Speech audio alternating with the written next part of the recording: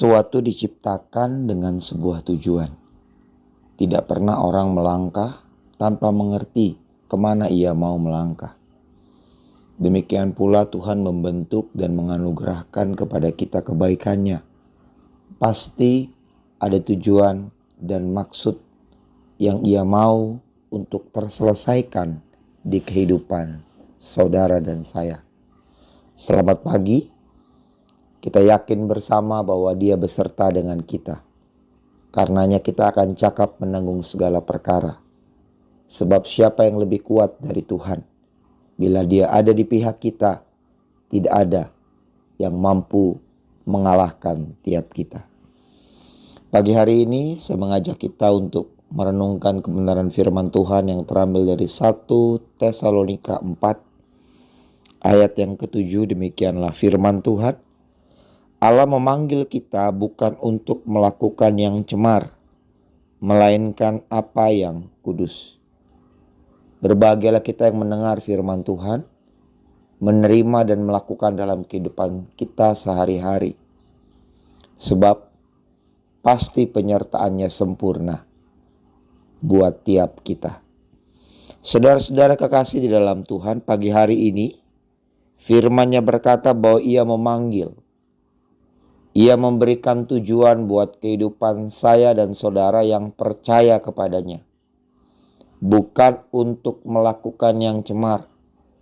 Dalam teks aslinya, kata cemar bisa diartikan juga tidak murni, tercampur. Dia tidak mau kehidupan kita tercampur dengan hal-hal yang tidak dikehendaki.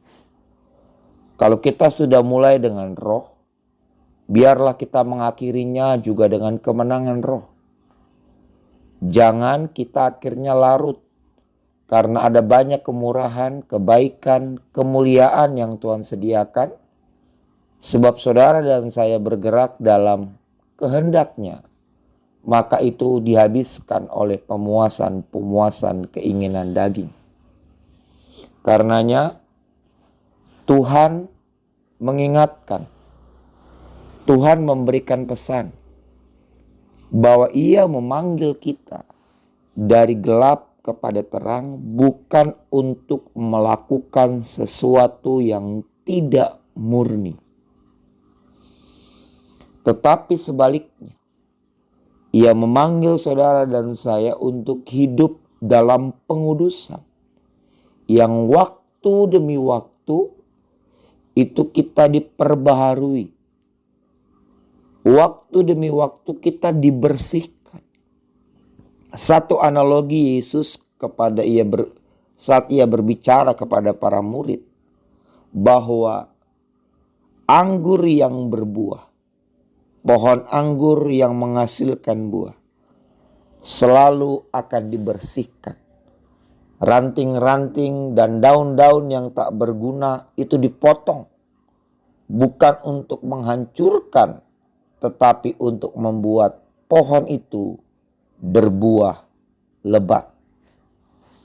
Saudara-saudara kekasih di dalam Tuhan, pengudusan yang Tuhan kerjakan dalam kehidupan kita,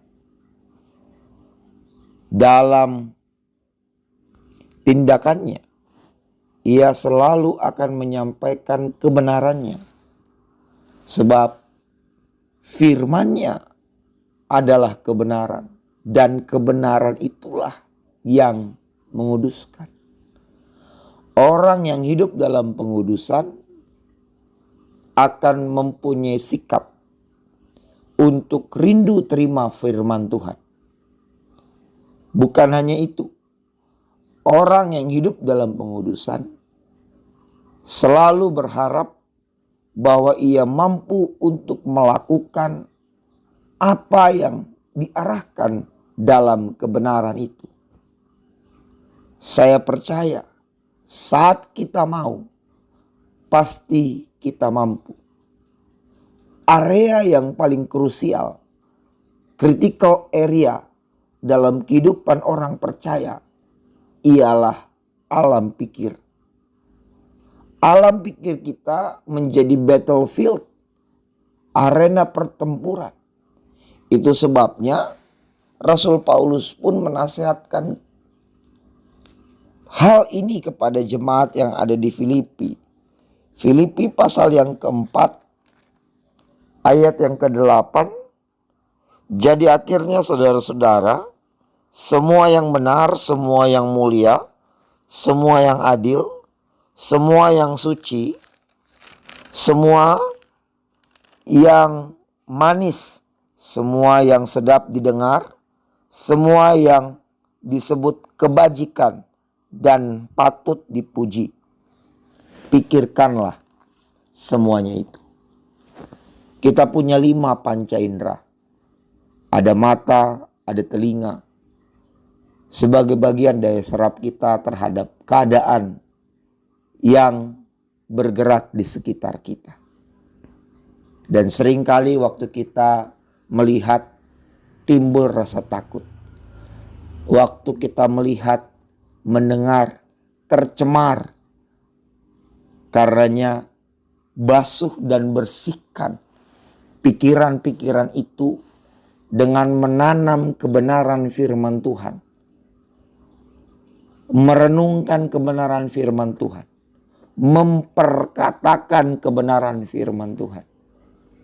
Saya percaya ketika kita hidup benar di hadapan Tuhan, bergerak sesuai dengan fungsi yang Ia telah tetapkan, bahwa kita dipanggil untuk hidup kudus, maka perbuatan Dia yang ajaib, kemurahannya yang tak pernah terbatas, anugerahnya yang selalu baru akan kita rasakan. Selamat pagi, Tuhan Yesus memberkati. Amin.